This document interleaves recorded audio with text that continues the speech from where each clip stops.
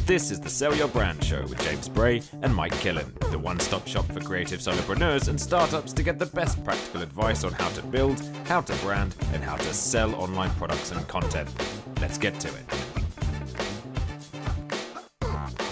Hey guys, I'm James from Brandsnack. And I'm Mike from Sell Your Service. And this week we're talking about online course platforms, what they are, what choices you have, and which one you should be using for your business. Mike, how you doing, mate? You right? I'm good. Yeah, we took last week off, but because we're smart, we recorded ahead. So we did. Our listeners have got. Did you do anything? Were you on holiday? I was in prison. You're in prison, right? I was in court. Wasn't expecting that. No, well, I couldn't text you telling it, so I've had to tell you now. That's true. I just thought I'd tell you now. Was that you on the dock, or it's still going on? So I can't tell you. Good. No things about. Yeah. Superb intro. Should we move on from that? How are you doing? Yeah, I'm good. I'm a little better than being in court and prison and all of that lot. So yeah, I'm doing all right, mate. I'm doing all right. Good. Yeah. So shall we crack on with speedily? Yes. Yeah. Well, this is I think we're both quite keen to get into this because we've got both of us have got a wide range of experience when it comes to course platforms, and I think I want to start off by saying that courses are not when we start up a course-based business, let's take Sell Your Service, which is going to sell courses. I now understand that a course is one of my products in my suite. Mm-hmm. And I think that anyone out there, I know a lot of our listeners have their own courses. Yep. And they're typically online content producers. But having a course, if you're not an online course developer, an online, community builder or anything like that, a course is still a really vital aspect to your product suite. And there's many, many ways to skin a cat. And the reason we went through, and we were going through this just now, and we were like, half of these platforms we've never even heard of. Yeah. But also, I'm lucky because our agency, MeBox, has an LMS that we use. We've built it, we've customized it. We actually use LearnDash, which we'll get onto in a bit. Yep. But we've gone through every iteration of all these different course platforms. And what I've come to realize is that at its core, you have to choose what's right for you. Mm-hmm. Don't listen to what everyone else tells you. Yeah, don't listen to the next 45 minutes of this podcast. Yeah, just switch off. Yeah, choose what's right for you. And next week, the fade in the music. Yeah. So you've got a list of some of the big course platforms here. Let's go through a few of those first. Yeah, let's. Cool. Go for it. So, first of all, course platforms can be broken down into 4 different types. So you've got the standalone, all-in-one, marketplace, and plugins and add-ons. Now we're going to go through those one by one and just give you a bit more of an idea about what makes each of those up. First of all, standalone. So these are basically for individual subject matters and small businesses to kind of create their own branded site to sell courses. Mm-hmm. You have full control over your user data, which we'll come on to a bit more as well in a little bit. But you can also change your look and feel to either match a website that you currently have, or you can put everything onto the platform itself. Mm-hmm. So some examples of that, Teachable, I'm going to go with first because that's the one that I use for Brandsnack. Yep. An incredibly simple, intuitive platform just to get courses up, running, going without any hassle. Yeah. It may not be the most featureful out there, but if you want to get something up and running as quick as possible, and also for it to look good, Teachable's a brilliant choice. Yep. They also come out with a hell of a lot of content to help you through. Mm-hmm. One, setting up on the platform, and 2, like setting up your courses, how to do that, how to grow your email lists, how to literally everything around it. Yeah. They will help with, and that's one of the main reasons why I was drawn to Teachable, because of the amount of support they give around the topic of building courses. And I know that Troy has got content on there, right? Because he's partnered with them, as well as a couple of others that will go. Oh over. Yeah, he's been on the summit. The summit, yeah. So is Christina, and I know that a few of the other big course builders that we kind of look up to, big online businesses. They a lot of them have that, and they understand. I think Teachable's vision is very clear. Yep. They just want to make it easier for people to put online educational content out there. Yep. So what are some of the others that we've got? So the next one is Thinkific. Yep. We've also got Ruzuku. Never heard of it. No. Zippy courses. Yeah, I know Educadium. of it. Yeah. LearnWorlds. Digital Chalk. I mean, all of these are pretty much the same. Yeah, and same. This is kind of this. I think this is the first stumbling block, is that people will be trying to compare these. And I'm going to be brutally honest with you. And this comes from our team has built an LMS from scratch. We've used other course-based platforms. We've used universities' LMSs and adapted them for other LMSs. We've had another team. We've acquired an LMS company. Like Mebox has done an enormous amount in the educational space. They all pretty much basically do the same thing. I'm going to be totally honest with you. The end result is almost identical. The problem comes from how easy is it to set up? Yep. Okay. Some of these, I'm not going to name any names. Some of them I don't think are as easy to set up as others. No. Some of them clearly want to support you through that journey. We're not going to spend too much longer on the tools and plugins and stuff platforms available, because I think it's more important to understand what you want to get out of something. Yep. But there are some epic companies out there. Teachable and Thinkific, in my opinion, are best in class for their standalone services. I'll talk about another couple of the ones coming up a bit later. But yeah, I think if you wanted to get a course out there, because the big problem to me, I think a lot of people think is, oh, how's it going to handle like member acquisition coming through? Don't worry about that. These guys have spent millions investing in that. What you want to worry about is, how does the content look to your user? Yeah. And does the payment system work? Yeah, exactly. How easy and how quick is it for your customer to go through the process of paying you, taking the course, and providing any feedback or referring on to friends and other colleagues? How with you're using Teachable at the moment? Yeah. How do you know if that integrates with other stuff like Zapier or? Yeah, Yeah, it does. Yeah, it's got a load of integrations to it.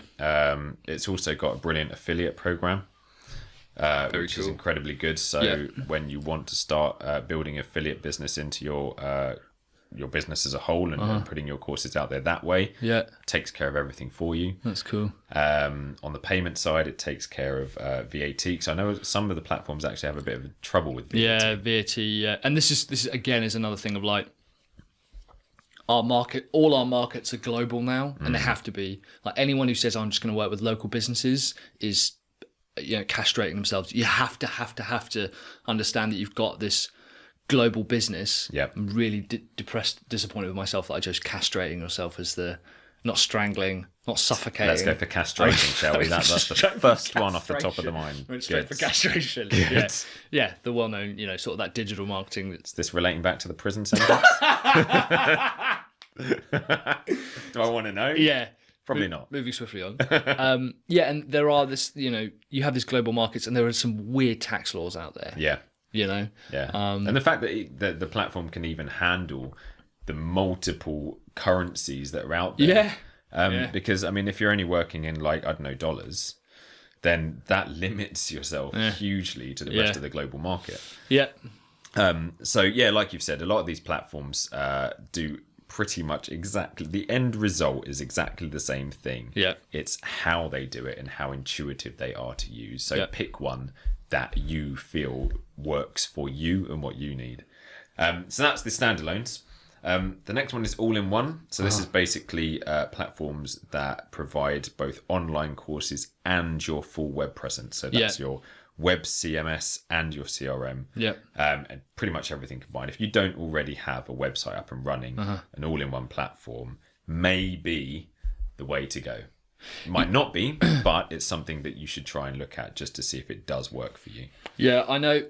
So I know that Frank Kern, for those who don't know Frank Kern, in the unlikely event you don't know who Frank Kern is, he's basically this huge online marketer, calls himself the president of the internet.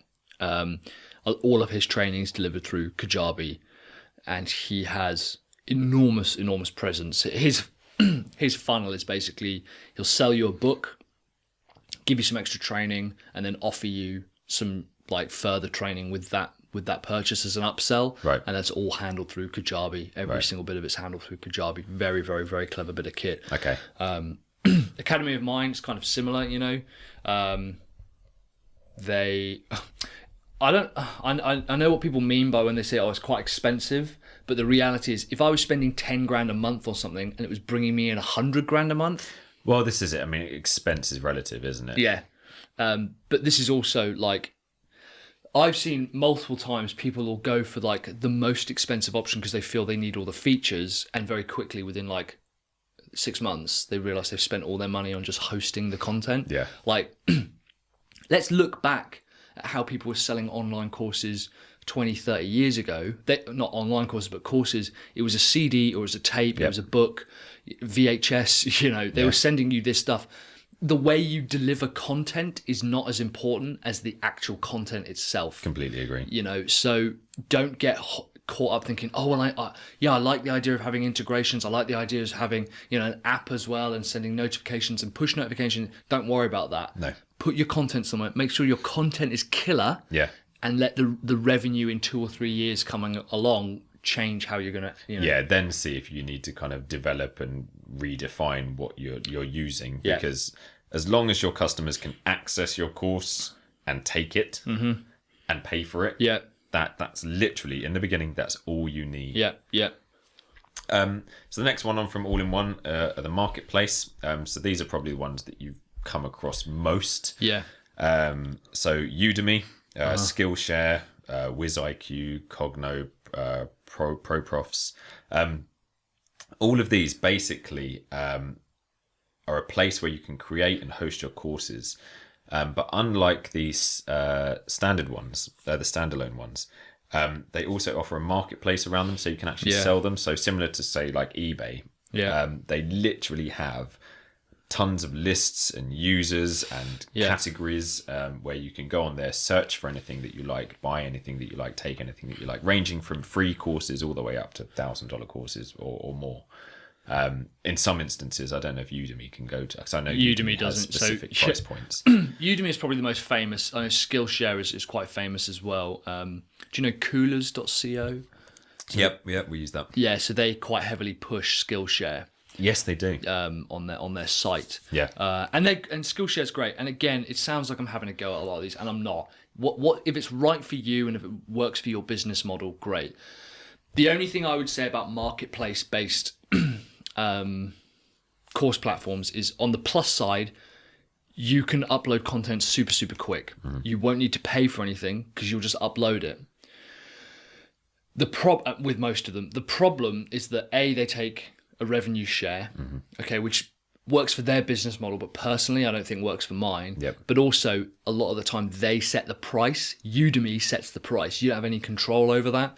So where I might sell an hour's worth of content. So we sell our individual coaching calls for $97 one-off with a worksheet and all the notes.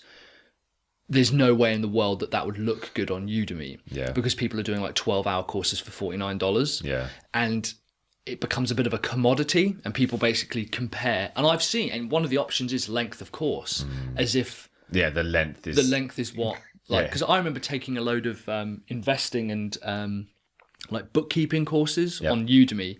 Udemy's fantastic if I just want to learn a skill.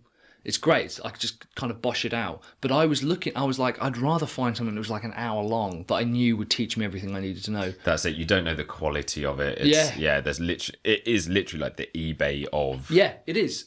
On the other side, however, I know a lot of businesses, and we've actually signed up to larger courses and products because they use Udemy as a traffic and customer acquisition program. I was going to get onto this as well. Yeah. No, carry on. It's a hugely good point. Yeah, and just at the end of each like video or segment, they'll say, by the way, if you want more, head over to EFT Green or whatever. Exactly that. Like literally, use it.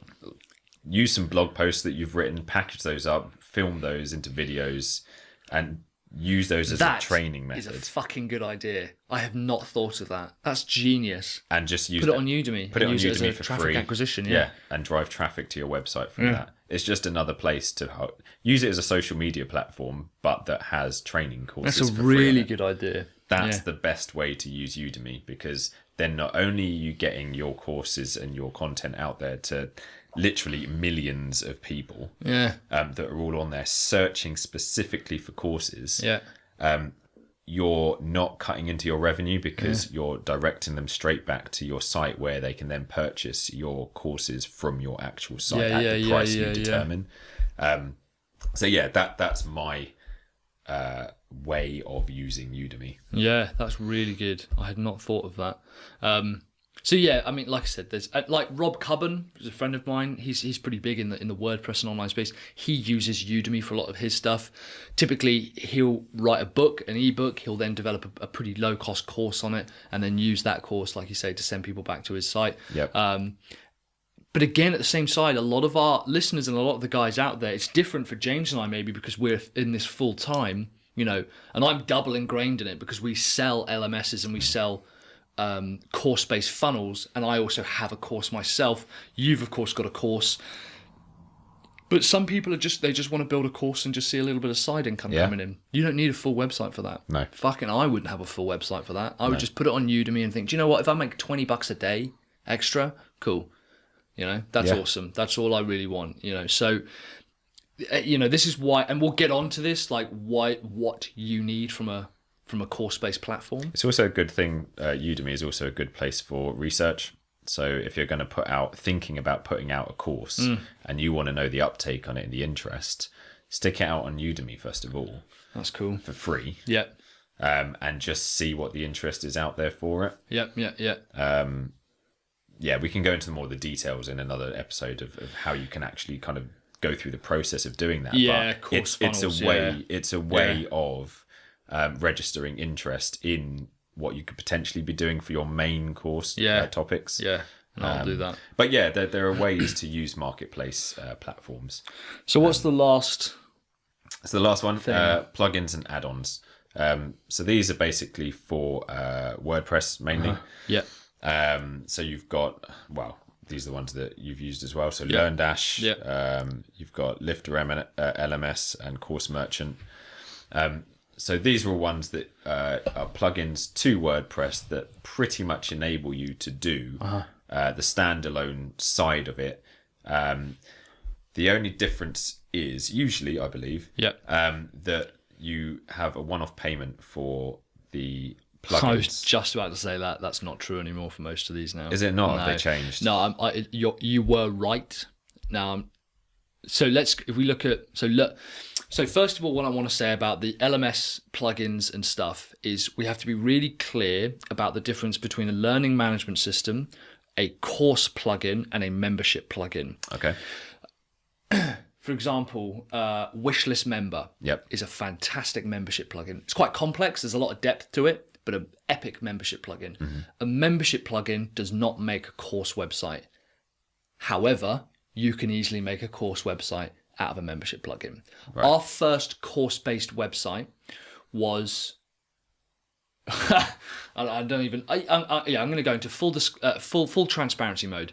There is a plugin called Video User Manuals, right, which has something like between 40, 50, 60 videos, something like that, on how to use WordPress. Mega basic, like crazy basic stuff, like how to add an image, how to remove text, stuff like this. So it was how to use WordPress as an LMS. It is owned. It was the first plugin by Troy and Brian from WP Elevation. Yeah. They were basically sick of doing tutorials.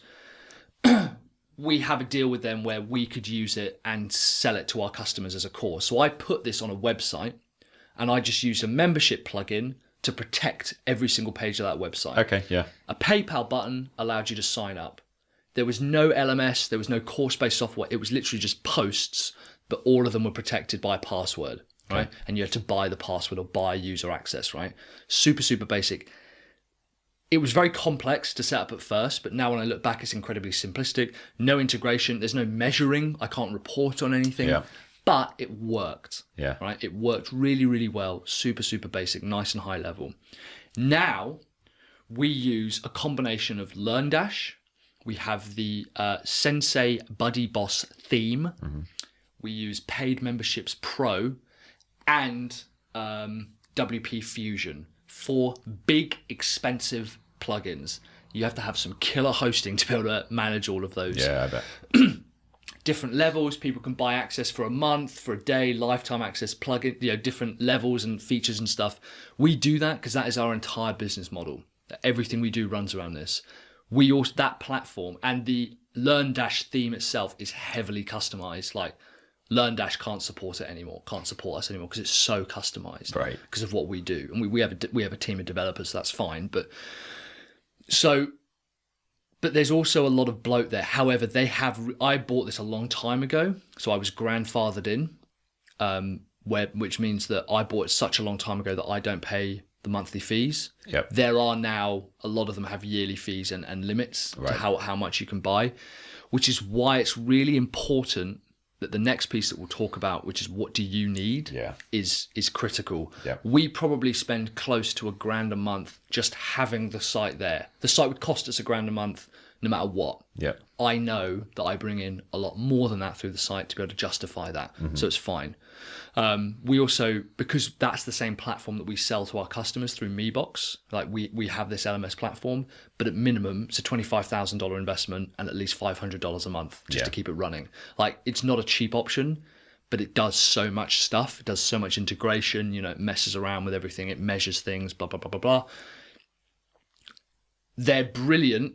But I think a lot of the time people go, oh, it's just a plugin. I'll just buy a one-time plugin. Yeah. It's not as simple as that. These are complex things that require a lot of work to be able to do it properly. I'm not saying you can't, but it takes a good couple of months to get to grips with it. So it also requires you to be at a certain level within your business to actually take full advantage of. Yeah. And have the time to be able to invest into it, to be able to learn how to do it. Yeah. Let's take Woo memberships, for example. Yeah. Who have also changed their pricing model recently. They sneakily said that they're not going to do, they had a 50% thing. If you bought their plugin and the next year you renewed, they cut the price by 50%. They sneakily said, no, we're not doing that anymore. Right. So they just dropped that, which has pissed off a lot of people. I bet. Yeah. Cheers, Matt, for that.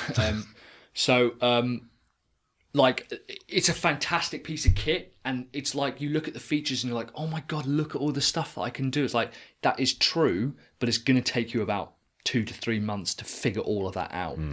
So I would, and we'll cut, like I said, we'll do this next, is what is it we need from a platform? Because like I said, there's so many options out there. Yeah. We use LearnDash as an LMS because we can measure it, we can block off content, within content and stop people progressing and have quizzes and all this kind of stuff. Yeah. But it's used by universities, it's used by huge corporate businesses, used by engineering firms, it's used by banks and auditing companies. It's a really it's a big behemoth of a system. Yeah. If you've got a course that you want to just help people with, I would not recommend going for it straight away. Yeah. And this is like one reason why I've gone for Teachable. I pay $39 a month for the moment, which is not even their most expensive option. It can go up to $99 a month, but still, that's not expensive. I still think that's fantastic. It's incredible value. And you pretty much get access to everything that you need. You can host all of your courses. You can have multiple courses. You can block off courses to certain people. You've got analytics on there. You can message on there. You can build sales pages on there. You can get your affiliate programs set up. There's so much to it for $39 a month just to get your courses up and running and out there. You don't need to jump right into a huge WordPress plugin. No. And to be honest, usually when people do that, I mean, I looked at LearnDash when I was thinking about using WordPress first of all for Brand Snack. I was looking at LearnDash and I was like, this looks incredible. This is going to allow me to do so much stuff. Yeah. But then I had to take a step back and was like, hang on a minute, James. This is going to kill me trying to set this up. Yep. To begin with, where do I want to focus my time? Do I actually want to focus my time building a whole LMS? Yeah. Or do I want to focus my time on building my content? I know guys who still now, Sean Mize, for example, my sales coach, his membership site, he actually runs it through Warrior Forum.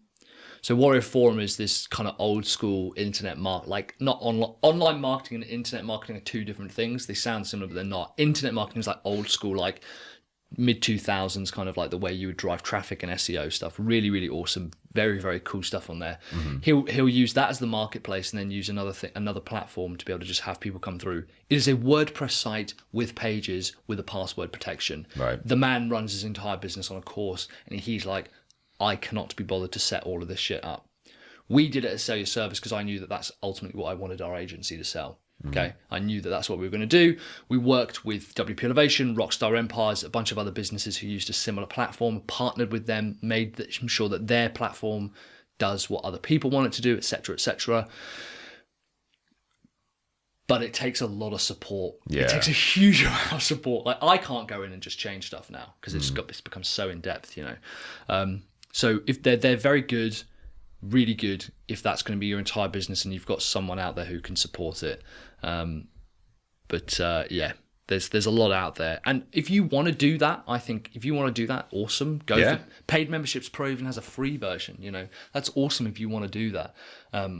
I think there's advantages because you get to completely control your pricing. You get to completely control you know, where stuff is. You fully own your content. You're doing your own SEO stuff, works really well.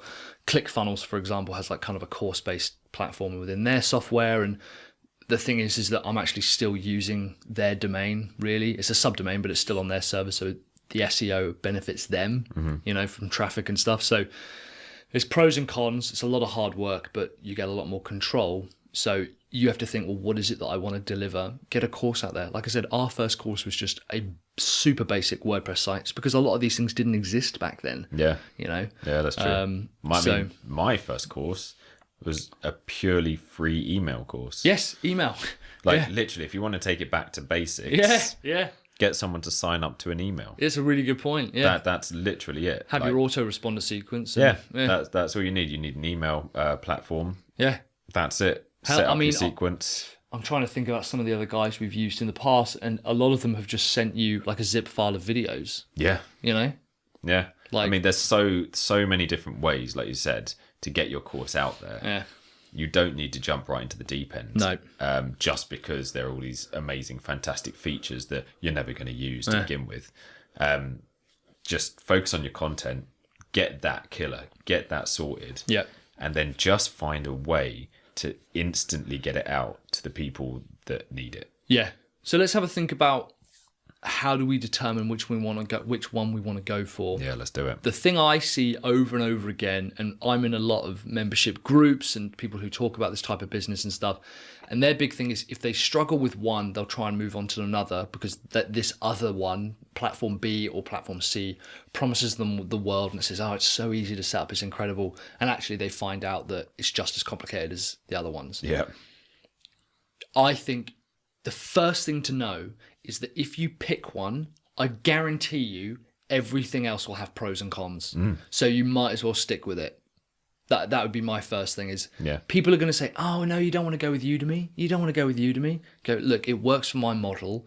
It's easy to upload. I don't have to control the pricing. Maybe you don't want to. Maybe you just want to get stuff out there. Yeah, you don't have to do any marketing for it because Udemy does it all for you. Yeah. They search and source customers for you through their search engines. And, you know. So whatever one you want to pick, don't listen to anyone else about what they're using. Yeah. I guarantee you that the things that I love about LearnDash are the things that some people hate about platforms. Complicated, bloat, all this kind of stuff, you know.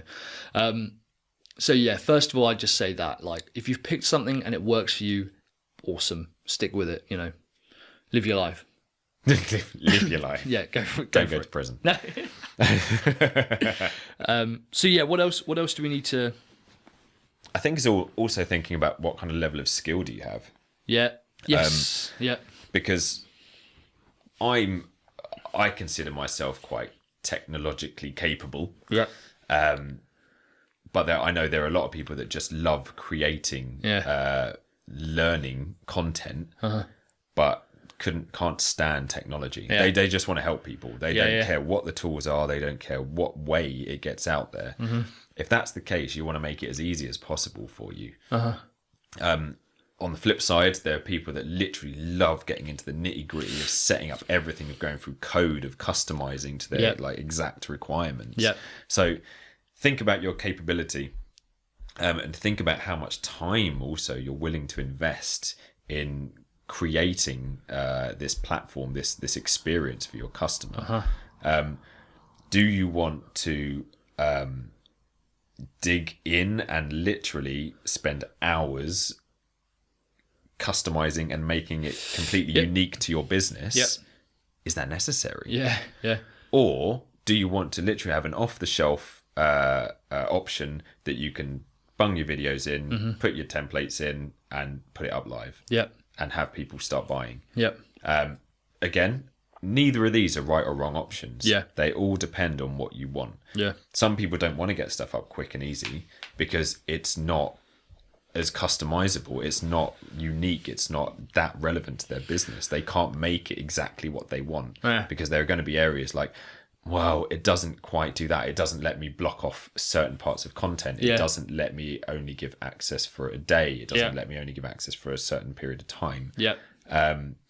So you need to consider which of those are relevant to your model. And this is another big mistake that I see people do is they'll choose a technology because they like all the features that it does, and we fell into this trap. And then they'll build the course around the technology, and they'll go, oh, and then I could do this, then I could have a quiz, then I could have sequential learning, and then I could have like a timed automation, all this kind of stuff. You need to be incredibly clear how people are going to use your course and the way that it's going to go through. For example, if I had written a book. Oh, by the way, I've written a book. You written a book? Yeah, we're getting it published and everything. Nice. ISBN number. The whole shebang, mate. Proper legit. Do I get a signed copy? You do. It's about my time in prison. It's come out quick. Yeah. Wow, mate, prolific. Yeah, just I was writing it in there. It's got the whole castration chapter. Two chapters on it. Well, no, right. So let's take that as an example. Actually, so the book is actually called Single to Scale, right? And it's about how you can go from being a one-man band to scaling up your business to give you more time back, and it's the process of doing it. It's the process of how I did it. Cool. If I then just went through each chapter and each section, just gave a bit of info and gave a couple of learning points and a piece of homework and just sequentially went through it, that's all. And that's all I wanted to do. Platforms like Udemy are perfect for that because I'm just smashing them out. Let's take our coaching platform for Sell Your Service, which is weekly live coaching. It has a worksheet. We have over 14 courses. We do bonus webinar training. We have bonus resources, which are like downloads. We've got software available, all this kind of stuff. I need something a lot more complex to be able to deliver that. But the reality is that I'm banking enough money to be able to pay for all that stuff. So think about how it is that people go through. Now, I don't know if Udemy does quiz modules. Yeah, I'm not sure. Yeah, I can't remember. And I know some do and some don't. Quiz modules were really, that to me is like the first thing that people start looking at. Because they think, well, I could do a little quiz, at the end of each section just to make sure that people are engaged and keeping with it and stuff. And you need to look at things like reporting. On average, 20% of your audience will complete 20% of your course. Like, it's such a low number, that you need to be really, really careful of how do you keep them engaged and keep them going through it. Udemy is quite a good example of this. I've probably, of the 20 courses I've bought, maybe completed 5. And some of them I've just never ever touched again. That's because they're so cheap. Yeah, you do. It's just like Apple Store games. Yeah. Or Steam games. Steam, literally, Steam sale. Yeah, like they're so cheap. Like if you're only paying like $5 to $10 for something. Yeah. Then chances are you're not going to class it as that important. Well, I picked up Total War. Oh yeah. On this Steam sale. Yeah. I know I'm never going to play that. It's like it's used as like demonstrations on how accurate like battles can be won and stuff. I have no idea why I bought it. I know I'm never going to use it. I know I'm never going to use it. It was like $7. It was $7 or something. So I was like, I'll pick that up. It's like the most complex game of all time. So I'm like, no, I'm never gonna use it. But no, so. And again, like your engagement levels, like how you want to drag people through, because I know that my revenue comes from people repeatedly consuming my course, like increasing consumption. Udemy is like a one thing, go and move on, So, how do you want people to use your course? How is your course structured? How do people move through it? How long does it take to do it? Yeah. Like, people are not going to be logging into Udemy for a 6-week course. No. They're just not going to do it. You know, if it takes like, 5-6 hours, they'll probably bosh that out in a couple of days, maybe even one day. Yeah. They're not going to come back to that. And also, it's not like I can, because we have this model called Flip the Classroom, whereby we'll release a module of a course and it'll have like 6 to 10 lessons, and each lesson is like 5 to 10 minutes or something like this. So it's an hour 20 max, something like that. We get people to learn individually, and then we bring them together for an online webinar or coaching call, so that we can all discuss these ideas and they can ask their questions. There's no way we could do that with Udemy, because people can just buy anytime they want, and they go through the whole thing if they need to, Yeah. No. I think also another important point is what web platform are you using? Yeah. Because to be honest, that's going to determine, that's going to cut out a few options for you. I mean, you guys use WordPress. I use Squarespace for mine. Yeah. So that instantly cuts out any plugins or add-ons. Yes. Yeah. For me. Really good point. Yeah. Something I will say on that as well is, if you are going to use a WordPress website, do not listen to anyone when they tell you that you can have your forward-facing marketing site and your course-based website on the same domain, on the same website. No, you've run into some issues on that. Honestly, you joke. This is when James and I were kind of working together. Like, he would just sit next to me and I'd just be tearing my hair out every single day. He was literally crying. Yeah, because just next to me. Because there's so many problems, and I was like, how can I solve this? And I spoke to my mate Brian, and he was like, why don't you have them on two, like have it on a subdomain? Because and I couldn't think of a reason why. And we did put it on 2 subdomains, had the completely separate membership site, completely separate course site. Like, it was completely different website, completely different platform plugins. And on the other side, our front-facing marketing site. And it was like that moment in comedy movies where a beam of light shines through the window and like holy sort of like, like organ music plays. Like, it just made total sense to me. That was me next to you, mate. That was you. Yeah, that was your ringtone. With a mini organ. Under the desk. How's it doing? Yeah, it's doing all right. It's doing all right. It needs a bit of a tune-up. Yeah, I haven't played it in a while. Yeah. So yeah, there's so much. Yeah, don't put them on the same site, which is why I think a lot of these platforms exist. Yeah, exactly. I mean, for me, using Squarespace for my front-facing marketing site and Teachable for my course platform, there is some crossover between the two. Yeah. So Teachable uses sales pages. It can also fire out emails for you. Yeah. So it kind of does bits here and there of what Squarespace does and what also my email provider does, ConvertKit. Yeah. So it's also how you want to manage that. So for example, for BrandSnack, I literally put everything onto Squarespace, all my sales pages, my entire marketing side of things. Yeah. I use Squarespace for. I only use Teachable for providing the course itself and the payment gateway. Yeah. That's it. But you can swap and change. I mean, to be honest, you don't even need a marketing site if you're going to use something like a standalone course platform like Teachable, because you can host all your sales pages and everything on that. That can take it. It's not as robust. You can also have blogs on there, which is quite good now. That's interesting. I didn't know that. So it's not as robust as what a marketing site will get you.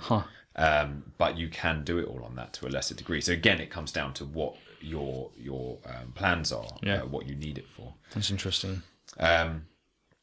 So also, are you okay with actually selling yourself or not selling yourself? That's why I was in prison. That's exactly why I was in Everything's prison. linking back to this today, isn't it? Trying a new educational model, mate. Didn't work out. Yeah, courses on how to sell yourself.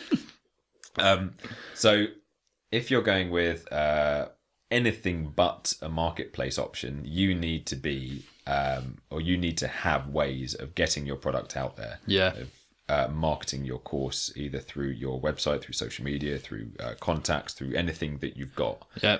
You need to do that all yourself. If you don't do any of that, no traffic is going to come to that site. Yeah.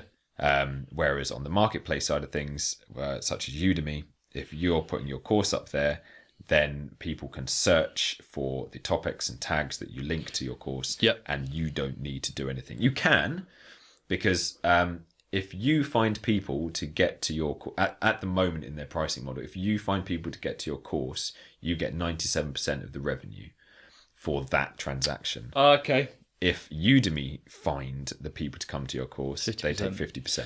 That's interesting, because it's almost like you're an affiliate of your own product. Yeah. Yeah, exactly. You know? Yeah. That's interesting. Which is weird. But yeah, exactly that. So it depends upon how confident you are in getting your course out there and marketing your product.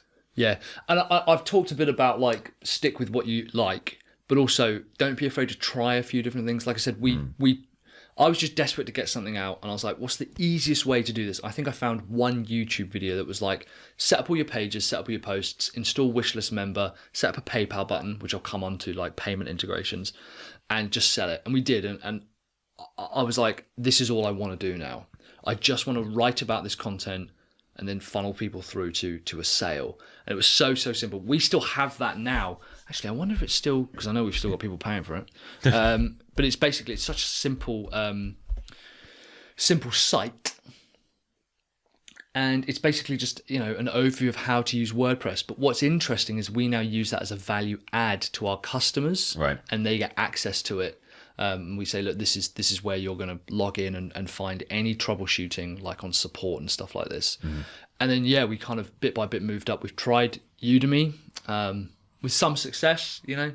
I know a couple of the guys have tried Teachable. I know you're on Teachable. You know, you're going to have to move around, but once you find something that works for you, and also it's about like it's a generation thing. We're now in the 3rd generation of our business, which is why we have this particular platform. Yeah, use WP. Yeah, it is still up. That's awesome. You know, we get a bit intimidated. Like, I look at Digital Marketers certification platform, and it's real slick, real smart. Like, I love that platform. It issues badges. I get a literal certificate, like a physical certificate posted through my door when I complete it. Really, really awesome. But it's self-motivating, so there's no coaching the way through. They do live calls every week anyway, so I could just jump on those. But like, don't be intimidated by what you see other people doing. Your customers don't give a shit at the moment what you're doing. I was speaking to I don't know, a guy called Brian Richards from a company called WP Sessions. He's an online course for developers, for example, on how to handle clients, how to do coding, all this kind of stuff. Loads of epic content. He basically has this wall in his office that's just full of Lego pieces, but like they're all like organized by color and shape and size and stuff. Yeah, like he's obviously clearly into his processes and stuff, right? Yeah. And he said what's interesting is the most important thing to get right above anything is the quality of your audio. That's it. People can deal with shit visuals. Yeah. You know, at worst, you're only going to have like a couple of slides, but even non-HD, people can handle it. Yeah. It's the audio quality. And I was like, not payments, not fucking layouts or anything. He was like, no. If you just had a list of MP3s and just had people going through them, he said people would still consume it. It's something to do with the way that audio works. Like, we can deal with our eyes not liking what we can see. Like, it can kind of deal with it. But audio is really hard for our brains to get over. Okay. Yeah. That's interesting. Nothing to do with the platforms, nothing to do with anything. He said, if you've just structured a bunch of MP3s in a zip file, make sure the audio quality is good. That's what's most important. That's really interesting. So yeah, and he was like as you get as your business matures, then start looking at more, you know, progressive and interesting ways of dealing with this kind of stuff and putting things on, and you know, so yeah, there's a lot of cool stuff available. Yeah. Cool. Yeah. Okay. I reckon that about wraps it up. Yeah. Any more points? No, I don't think. Payment. The last thing I wanted to talk about is payments. Goddamn payments. So a lot of the platforms and the marketplaces will allow you to integrate your bank or your Stripe or your PayPal or your WorldPay or whatever it is that you use. LearnDash has some payment integration kind of basics, but because we use a membership, this is where it gets complicated, right? Because our membership plugin is actually what handles our payments, right? And it has to integrate with LearnDash, which it does. But LearnDash has its own payment system, but our payment system, although much more robust, is actually more limited in a weird way. We actually have everything go through Stripe. Okay. I try to do everything through Stripe because Stripe has better fraud protection, in my opinion. We do offer PayPal as an option as well. However, PayPal on recurring revenue to ask for $100 a month from PayPal is a nightmare. Like, it just can't handle it. It's not very good. It's great for one-off purchases, but it's not good for recurring, right? Which is where Stripe is, and Stripe gives you lists of customers. I love their platform. But there's loads of different options. Have a real look at how you want to process payments, because that to me is also something that's going to inform the platform that you use. I know that some of them, for example, I believe Udemy banks it up and will not pay you until you've reached a certain limit. Oh, right. Okay. I think. I don't know if that's the case anymore. They've changed their pricing structure 3 times in the last year anyway. So, right. And I know that some of them will only pay per month. Yeah. You know? Yeah, Teachable on their $39 a month plan only pays per month. Right. But on their $99, it's instant payouts. Yeah, so yeah. you've got options. Yeah, so have a think about, for example, my goal was basically to generate $100 a day. That's what I wanted to do. So I was like, well, if I do it with Stripe has a 7-day payment delay, but it just means that I need to generate 1 sale a day for 30 days, and then I'll just have that keep coming in. Whereas some people are like, no, I'll just take the bulk payment, or no, I'll do it when I reach a certain amount. Have a think about how you want to do that, the payment platform you use already, how complicated you want it to get it. Like, for us to do a $100 a month every single month, bar none, but also to have people allow themselves to buy additionals and updates and value add stuff, on the surface to the consumer is awesome, because they're like, oh yeah, I'll buy this and this and this as well, lifetime access. For me, it's a nightmare. To manage all of this shit is just an absolute nightmare. So have a real think about the payment structures that you want to take. That'll probably inform quite a bit about the course platform that you choose. Cool. I think that's a good point. Really, really good point, actually. Yeah. Good old payments. Cool. Okay. That's about it, mate. So to wrap that up, so you've got your 4 options for your course platforms to go on. So you've got your standalones. Yep. You've got your all-in-ones, which include both your website and your course platform. You've got your plugins. Yep. And you've also got your marketplace, so Udemy, etc. Yep. It's all about what you want to do with your courses. Yes. How much time you have to spend on setting up your platform, your skill level and your capability. Yeah. And ultimately, how important are courses to your business? Yeah. Be really clear about how you want to deliver stuff and how people are going to use it first. Don't let the platform dictate how you do stuff. Yep. Because the truth is that the stuff that we love, which is probably at the moment a mix between LearnDash, a membership plugin, Teachable, and Thinkific we've used as well. I think between you and I, those are the ones that I reckon we could smash out of the park with. Yeah. If someone else has got a completely different course structure, I couldn't recommend it to them just because we like it. I'd have to look at the structure of their course. Yep. Which is why for us to build a course website for you is so expensive and need someone who's committed with budget, because they have to have the content already. They have to be clear on how they're going to deliver it. Yeah. We're just looking for the next way to deliver that to the person, So, yeah, very, very good point. I think that about wraps it up. Cool. Should we move on to the content report? Yeah, content report. What are you on this week, Mike? I have been rereading The Content Machine by Dan Norris. Epic book. Yeah, so for those who don't know, Dan Norris wrote this book called The Content Machine, which is not particularly long, it's not hard to read, but it basically is, we're constantly being told, blog this, blog that, whatever, have a blog, content marketing, and he's like, a lot of people think that content marketers are people who just write a lot of blog content, and it's not. It's someone who markets a business through content. Mm. And that distinction, that's the difference, isn't it? Yeah, it's huge, and a lot of people don't get it. I've just been kind of rereading that and re-educating myself and trying to look at the stuff that I'm producing. There was obviously a section of the book that I've just missed or didn't really connect with about the personas of content. Okay, yeah. So do you want to be an outsider? Do you want to be a news hound? What are the different ways? And I was like, oh, I'm this particular type. And it hadn't really occurred to me that there were other, types out there, archetypes of content out there, which was very interesting. Cool. Dan Norris, The Content Machine. Yeah, it's a really good book. Yeah, it is. It's a good book. Nice to easy to read. If you're not a content marketer, pick it up. Yeah, and it's literally packed. Yeah, it full. is. Like every single chapter Yeah, it is an eye opener. Yeah, it's incredible. Actually, yeah, it's mad. Yeah. I was stuck to that book for a good day, just going through it, just like this is amazing. Yeah, it's this very, very, very the cool. amount of notes I took from that book was like, this is genius. Yeah, and it's stuff like, I think he mentions a lot of people like Pat Flynn, Noah Kagan, on like what they've done and what has worked and what hasn't worked, which I think is very, very cool. He talks a little bit about like where he's gone and where he's come from and stuff. So yeah, pick it up. Yeah, really, really good. This week I've been looking at a couple of articles from BuzzSumo. Yeah. So they've basically gone through the entire kind of list of social media headlines, one for consumers and also B2B. And they've come up with some really, really interesting stuff. They've come up with the top phrases and the top words and the top sentences that are gaining the most traction on social media. That's cool. And it differs slightly between consumer and B2B. Yeah. But it's roughly similar. So by far, the top posts are always how-tos.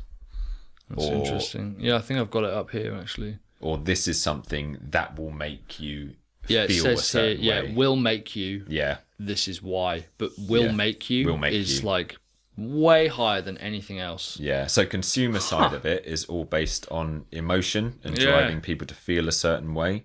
B2B is all on results. It's all about how to do something or the top trends that something that are coming. That's really interesting. Literally, we'll post them in the show notes as well. The links to the articles because they are brilliant. Also lists, what are the like top numbers for lists? And it's usually 10 or 5 or 3. Anything below that, you start getting into kind of like muddy territory. Yeah. If you're going to do a list post, 10, 5 or 3. This is fascinating. Yeah, it's genius. So when you come to writing your social media posts and your headlines, have a look at these because there are some brilliant formulas in there that you can start putting together templates for what people resonate with most, whether you're aiming for consumers, whether you're aiming for businesses. But yeah, 2 brilliant articles. Yeah, it's like the top B2B headline phrases. Yep. The future of ... Yep. and X ways to ... Yeah. This is really interesting. It's really brilliant stuff. Yeah, I was really, really pleased when that came in my hands. Yeah. I think my blog might look a bit shit if every single blog post starts with the future of... No, that's every single blog post the future of prison life. Future of castration. So, yeah. That is really interesting. But yeah, so you can start mixing and matching and just like throwing some of those into... If you've got like a key blog post that you want, like a proper meaty killer blog post, then if you're following those protocols, then you're much more likely to get resonance from people out there. But yeah, brilliant. BuzzSumo, and we'll include links to those in the notes. So yeah, cool. All right, that does it? Yeah, I think that's about it. Why not? Awesome. All right. Yeah, send in your emails with any questions at all, or we've been getting like a bit of feedback and stuff, which is kind of awesome this early on. Yeah, people telling us to stop. For the love of God. Yeah, please. Yeah. No more. We're begging you. And just don't download it. Yeah. Just don't listen. Just don't listen. Yeah. And yeah, they still insist. Although that's like, isn't that sort of the point? Like, I reckon half the people who buy, maybe even more, who hate Donald Trump have probably bought his content. Like, I think that's a huge part of it. Like, if people really adamantly hate you, they'll probably still buy your stuff. I think Frank Kern says that. I know Grant Cardone says that. He's like, if people hate me, that's an emotional response and they can't help themselves but talk about me. Yeah. Like, we mentioned earlier, and this is probably a bit out of date because we record a little bit ahead of time, but Alex Jones, the like right-wing political pundit, who's clearly insane. Yeah. Like, just nonsense falls out of his mouth.